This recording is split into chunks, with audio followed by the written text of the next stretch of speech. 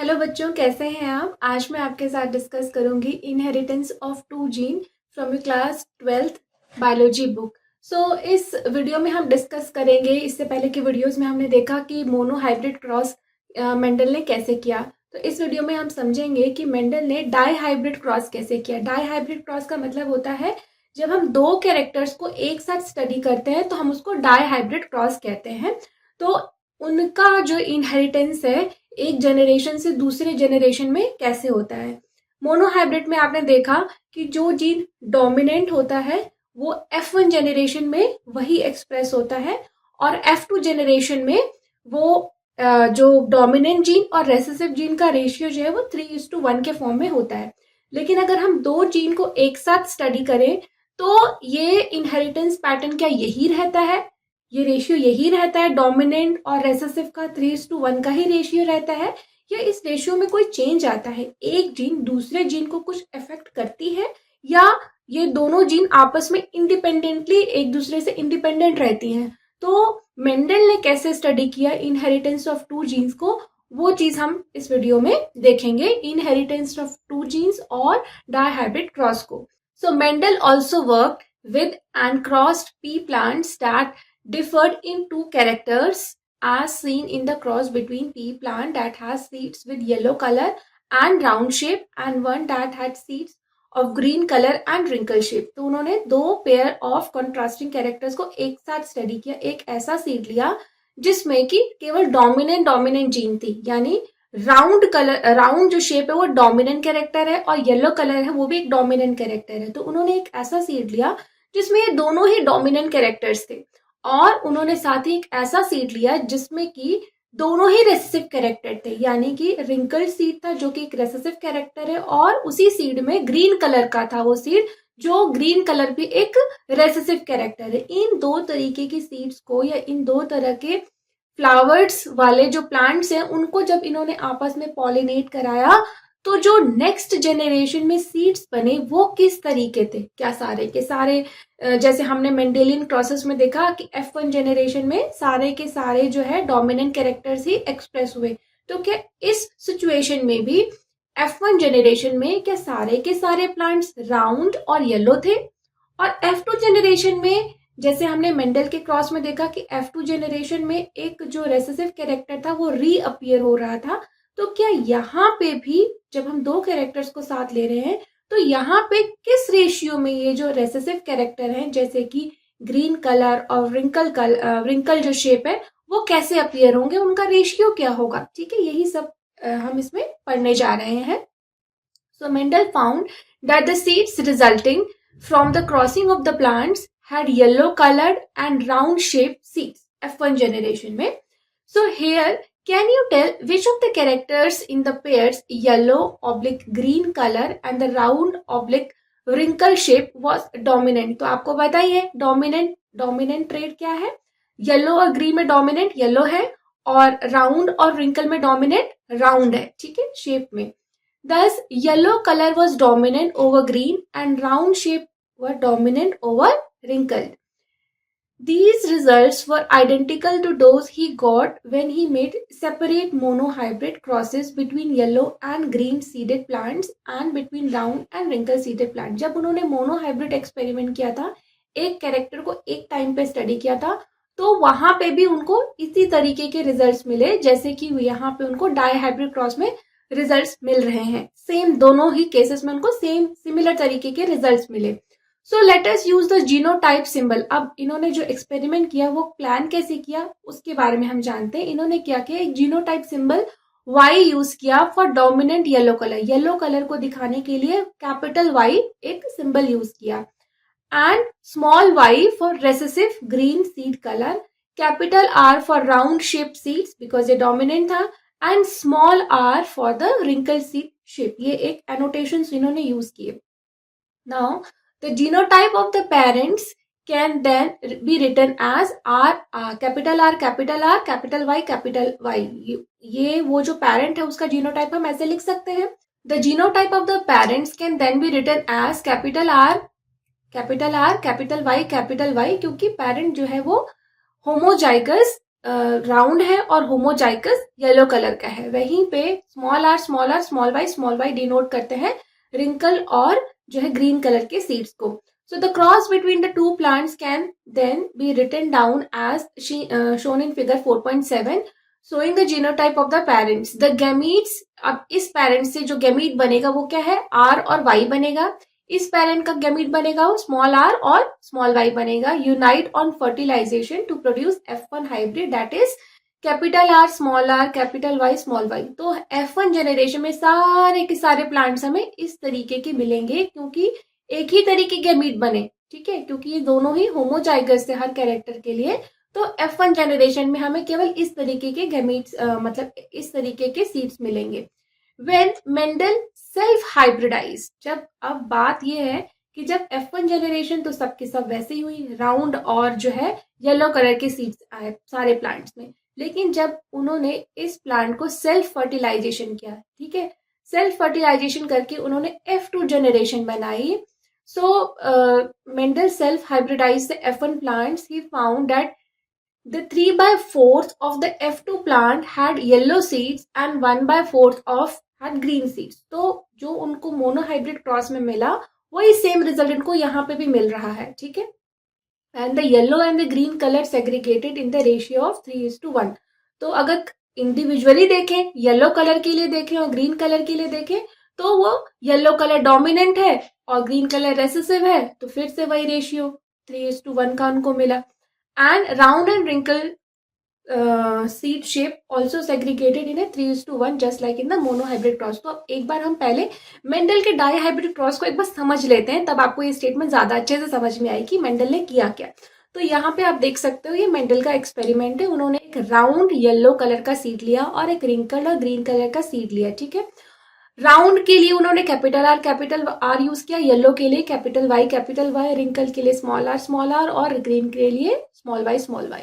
तो जो इससे गैमीट बने, एक गैमीट इस कैरेक्टर का आएगा और एक इसका, तो यहाँ पे कैपिटल आर और कैपिटल वाई एक गैमीट बना। गैमीट जो होते हैं उनमें हर एक पेयर का एक ही हैप्लॉइड फॉर्म आता है, ठीक है, ये एक ही आएगा क्योंकि हैप्लॉइड है।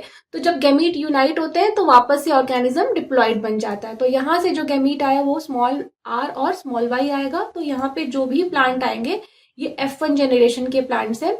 उन सब प्लांट्स में जो सीड्स आए वो क्या है, राउंड और येलो कलर के सीड आए। और सारे के सारे प्लांट्स का फिनोटाइप राउंड और येलो था और उनका genotype capital R capital Y small Y था। अब इन F1 जनरेशन के प्लांट्स को जब मेंडल ने सेल्फ हाइब्रिडाइजेशन किया, खुद से पॉलिनेट कराया, तो उनको फिर F2 जनरेशन के लिए दोबारा जो गैमीट्स मिले वो इस तरीके 4 तरह के गैमीट्स मिले F2 जनरेशन में। क्यों? क्योंकि यहाँ पे अब ये जो है ये हेटेरोजाइगस कंडीशन में आ गए थे। तो एक गैमीट था कैपिटल आर कैपिटल वाई, एक गैमीट था स्मॉल आर कैपिटल वाई, एक गैमीट था कैपिटल आर स्मॉल वाई और एक गैमीट था स्मॉल आर स्मॉल वाई। इसी तरीके से उन्होंने एक फीमेल गैमीट यहाँ पे लिया और क्योंकि सेल्फ हाइब्रिडाइजेशन था तो मेल गैमीट भी सेम ही था, ठीक है। खुद से सारे प्लांट्स मेल और फीमेल प्लांट्स को उन्होंने क्रॉस कराया। तो F1 जनरेशन को जब क्रॉस कराया तो उनको जो रिजल्ट्स मिले वो हम यहाँ पे देख सकते हैं कि क्या रिजल्ट्स मिले। तो जब यहाँ पे देखिए इन दोनों को जब आपस में क्रॉस कराया तो उनको कैपिटल आर कैपिटल वाई 2 बार ऐसे मिले।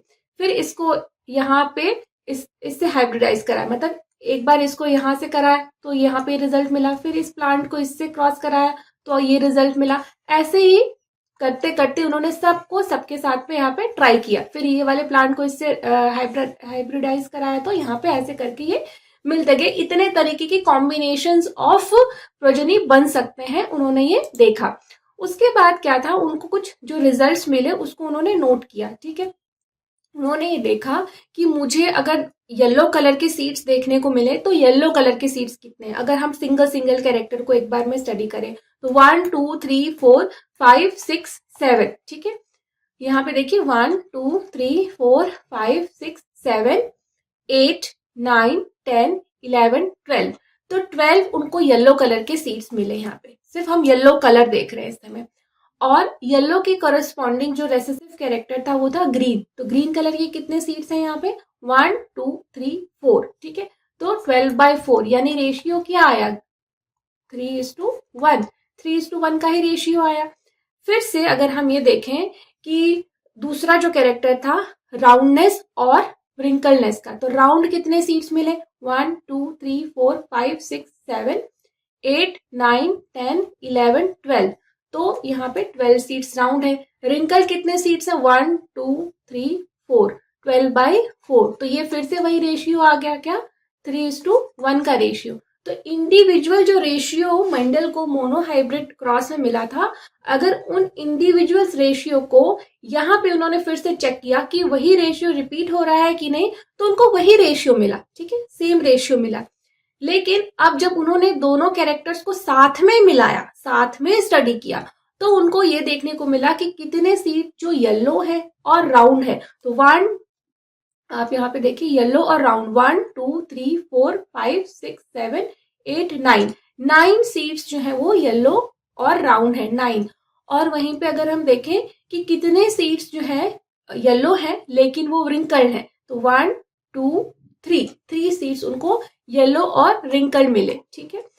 और वहीं पे अब देखें कि कितने सीड्स राउंड है और ग्रीन है, तो 1 2 3, ठीक है, राउंड और ग्रीन 1 2 3, तो राउंड और ग्रीन का उनको रेशियो ये मिला। और कितने सीड ऐसे हैं जो कि ग्रीन है और रिंकल्ड है, तो वो 1 मिला। तो यहाँ पे आप देखिए कि ये 9:3:3:1 का जो रेशियो है ये पेरेंट के जैसा है और ये भी पेरेंट के जैसा है, लेकिन ये दो नए कॉम्बिनेशंस अपीयर हुए, ठीक है, राउंड और ग्रीन और रिंकल्ड और येलो, ये दो न्यू कॉम्बिनेशन जो है F2 जनरेशन में अपीयर हुए मेंडल के इस एक्सपेरिमेंट में। तो हम अगर देखें फिनोटिपिक रेशियो मतलब वो रेशियो जो देखने में हमें दिखता है, तो राउंड और येलो 9, राउंड और green 3, wrinkled and yellow 3, wrinkled and green 1, तो ये डाई हाइब्रिड क्रॉस का रिजल्ट है 9:3:3:1 का। तो ये जो है इन्होंने बोला, तो इस डाई हाइब्रिड क्रॉस के बेसिस पे उन्होंने एक लॉ बनाया, लॉ ऑफ इंडिपेंडेंट असॉर्टमेंट, कि in a dihybrid cross the phenotypes round yellow, wrinkled yellow, round green and wrinkled green appeared in the ratio of 9:3:1. Such a ratio was observed for several pairs of character that Mendel studied.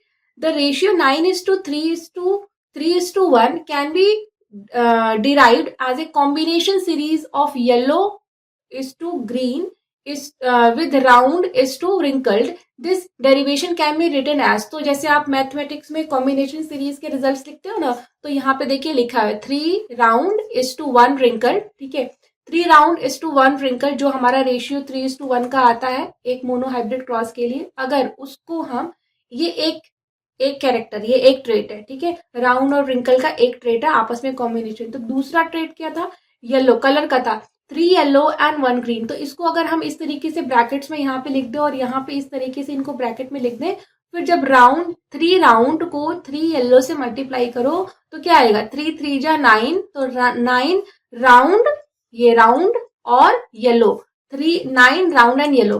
फिर इस round को आप जो है 3 wrinkled and yellow लिखा है, ठीक है, तो 3 व्रिंकल्ड, यानी यहाँ पे आप देखिए जब इसको आप जो है ये 3 व्रिंकल्ड और येलो, इसको आप इससे भी मल्टीप्लाई करिए तो यहाँ पे आ जाएगा 3 व्रिंकल्ड और येलो, ठीक है।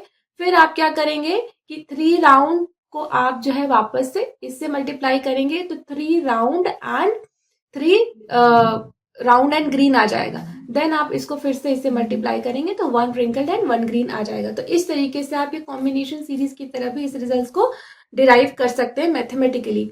So based upon such observation on dihybrid crosses between plants differing in 2 traits, Mendel proposed a second set of generalizations that we call Mendel's law of independent assortment. Independent मतलब होता ही है कि किसी और के ऊपर निर्भर नहीं, सिर्फ अपने ऊपर निर्भर होना, ठीक है।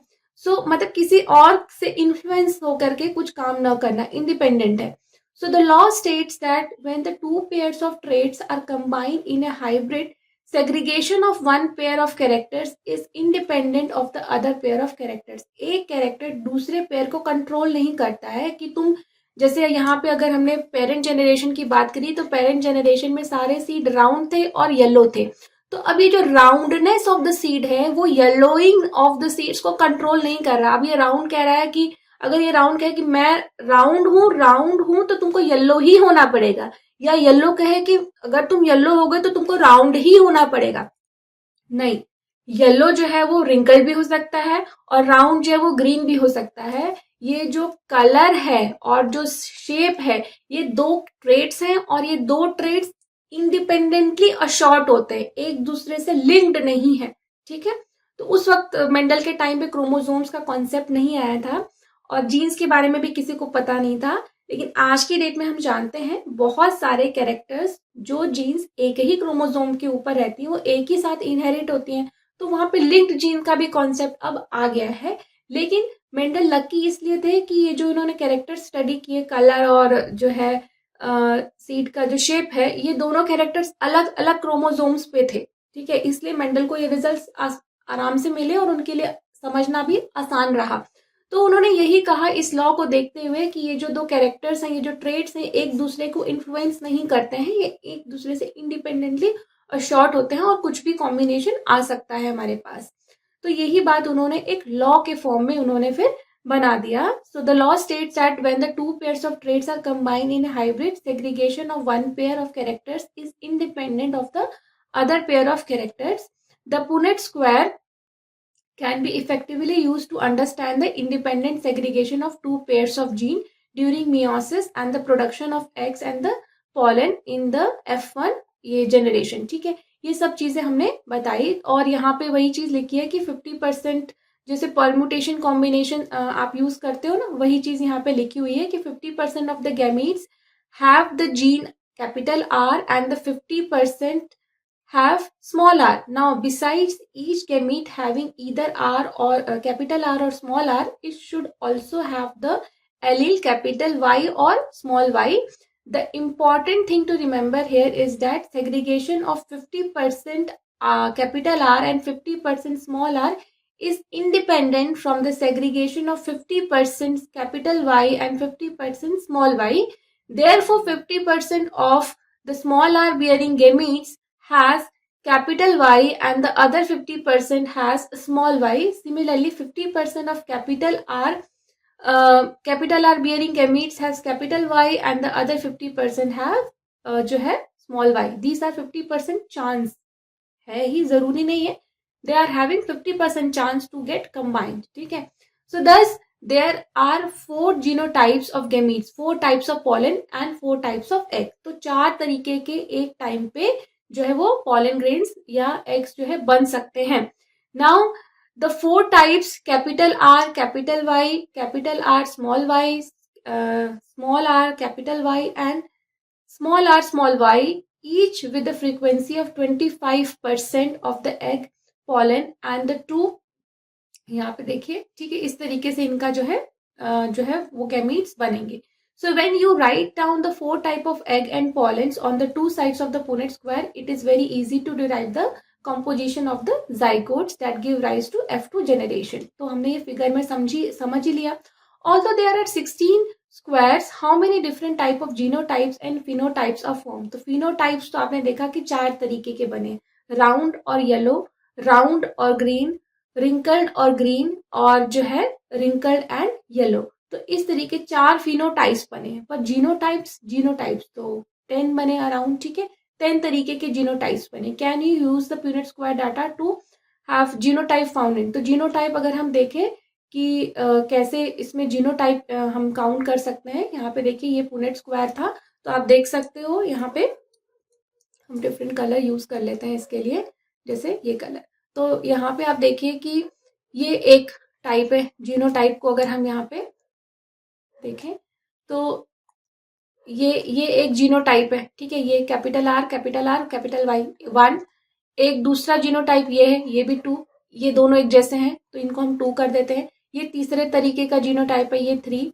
फिर ये कैपिटल आर दोनों है और ये वाई है और ये दोनों सेम है, तो ये 4 हो गया, ये भी 4 हो गया। 4 टाइप ऑफ जीनोटाइप्स अब तक हमने फाइंड कर लिया है।